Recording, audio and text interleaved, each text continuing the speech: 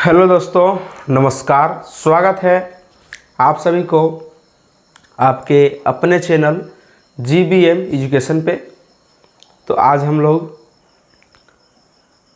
पिछले क्लास के भांति आज फिर से एक नए क्लास CDP में एक नई क्लास जोड़ने का प्रयास करेंगे। ठीक है, तो पीछे हम लोग देखे थे शिक्षण के स्तर। ठीक है, पिछला जो वीडियो था वो था शिक्षण के स्तर पर था। ठीक है, आज हम लोग लर्निंग डिसएबिलिटीज़ के बारे में पढ़ेंगे। ठीक है, लर्निंग डिसएबिलिटीज़।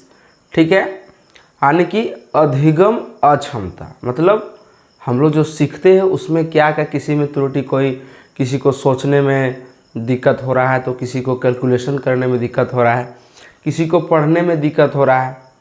ठीक है, तो ये सब हम लोग जो है सो CDP में पढ़ेंगे। ठीक है, तो चलिए देर ना करते हुए हम लोग प्रयास करते हैं सीखने का। ठीक है, क्या है लर्निंग डिसएबिलिटी, दैट मीन्स अधिगम अक्षमता। ठीक है, क्या होता है कि सीखने की क्षमता या योग्यता में कमी को अधिगम अक्षमता कहते हैं। जैसे यदि हम कुछ चीज़ नहीं सीख पा रहे हैं या तो फिर हम मैथ का कैलकुलेशन नहीं कर पा रहे हैं, तो उसमें हमें क्या है, गणित सीखने की अक्षमता है, कैलकुलेशन करने की अक्षमता है। ठीक है, यही मेरा क्या है, लर्निंग डिसएबिलिटीज। ठीक है, तो वही बातें यहाँ पर बोला गया है। अब डिफरेंट टाइप ऑफ लर्निंग डिसएबिलिटीज है, तो थोड़ा इसके बारे में भी हम लोग जानने का प्रयास करेंगे। फर्स्ट ऑफ ऑल डिसलेक्सिया क्या है, पहला लर्निंग डिसएबिलिटीज क्या है, डिसलेक्सिया। डिसलेक्सिया दैट मीन्स पढ़ने से संबंधित। पूछ देगा क्वेश्चन कैसे पूछता है कि बताइए डिसलेक्सिया किससे संबंधित है, 4 ऑप्शन दे देगा, पढ़ने से, सोचने से, लिखने से, इनमें से कोई नहीं। तो किस पे मारिएगा, तो पढ़ने से संबंधित। डिसलेक्सिया दैट मीन्स पढ़ने से संबंधित डिसएबिलिटीज है। ठीक है, आगे है डिसग्राफिया। तो ग्राफिया यानी लिखने से संबंधित, यानी कि इस बच्चा को लिखने में कठिनाई हो रहा है। ठीक है, डिसग्राफिया दैट मीन्स लिखने में कठिनाई हो रहा है। आप इस प्रकार से याद रख सकते हैं यदि आपको याद रखने में दिक्कत है। डिसलेक्सिया, ठीक है, डिसलेक्सिया तो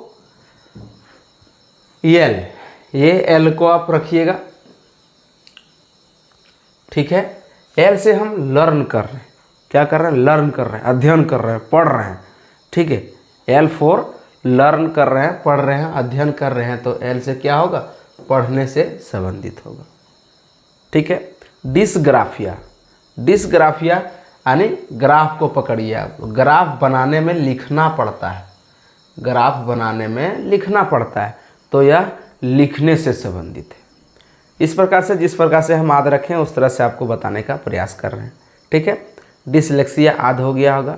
डिसलेक्सिया दैट मीन्स पढ़ने से संबंधित, डिसग्राफिया मतलब लिखने से संबंधित, लर्निंग डिसएबिलिटीज है। ठीक है, आगे देखिए डिसकैलकुलिया। तो कैलकुलस किस में करना पड़ता है, जोड़ घटा गुना भागा किस में करना पड़ता है, गणित में। तो आप इस प्रकार से रख सकते हैं कि गणितीय गणना से संबंधित है। डिसकैलकुलिया पूछेगा क्या है, तो गणितीय गणना से संबंधित है। डिसमॉर्फिया है ना, ऐसे करके रखना। डिसमॉर्फिया कैसा, अजीब वर्ड लग रहा है, भ्रम लग रहा है सुनने में, डिसमॉर्फिया है ना, तो क्या हो जाएगा, ये भ्रम वाली स्थिति में जो है दिक्कत होता है। डिस्फेजिया है ना, डिस्फेजिया बोलने में गड़बड़ा रहे हैं हम लोग, डिस्फेजिया बोलने में गड़बड़ा रहे हैं तो बोलने से संबंधित। ठीक है, डिस्फेजिया बोलने से संबंधित लर्निंग डिसएबिलिटीज है। ठीक है, आगे है डिस्प्रैक्सिया। ठीक है, ये किससे आ जाएगा आपका, तो ये आपका शारीरिक कौशल से संबंधित है। इसी प्रकार से डिस्थेमिया, तनाव से। ठीक है, डिस्थेमिया तनाव से ग्रसित, तनाव से यानी स्ट्रेस, जिसको स्ट्रेस बहुत ज़्यादा हो जाता है, किसी भी चीज़ में ज़्यादा मैथ बना रहा है, नहीं बन रहा है तो स्ट्रेस फीलिंग कर रहा है ना। तो डिस्थेमिया दैट मीन्स तनाव से संबंधित। ठीक है, तनाव से संबंधित। यहाँ तक बातें हो गई लर्निंग डिसएबिलिटीज़ के बारे में। अब हम लोग पढ़ेंगे ADHD, that means attention defect hyperactive disorder. ठीक है, यानी इसमें बच्चा क्या होता है, एक चीज़ पर ध्यान केंद्रित नहीं कर पाता है और बहुत हाइपर एक्टिव होता है। ठीक है, अब संलीनता या फिर हम लोग आत्म केंद्रित बोल सकते हैं। ठीक है, तो दोहराव यानी रेपिटेटिव और बार बार किए जाने वाले व्यवहार ऑटिज्म कहलाता है। यह दिव्यांगता सामाजिक संचार यानी कि जिसको हम लोग सोशल कम्युनिकेशन में चुनौतियों का कारण बनाती है। ठीक है, संलीनता क्या होता है, संलीनता दैट मीन्स आत्म केंद्रित। ठीक है, वो खुद का बिहेवियर, ठीक है, और बार बार किए जाने वाले व्यवहार को हम लोग बिहेवियर ऑटिज्म कहते हैं। ठीक है, आगे है RPWD एक्ट 2016। क्या है RPWD एक्ट 2016, इसके बारे में हम लोग जानेंगे। RPWD एक्ट 1995 के स्थान पर PW एक्ट 2016 लाया गया, यानी कि जो RPW 1995 में लागू था उसको कुछ मॉडरेट करके फिर से 2016 में लागू किया गया। PWD एक्ट 2016 में PWD 1995 में मौजूदा विकलांगता के 7 प्रकार से बढ़ाकर 21 प्रकार, यानी 1995 में कितना था दिव्यांग कैटेगरी 5, लेकिन 2016 में इसको कितना बढ़ा के कर दिया 21।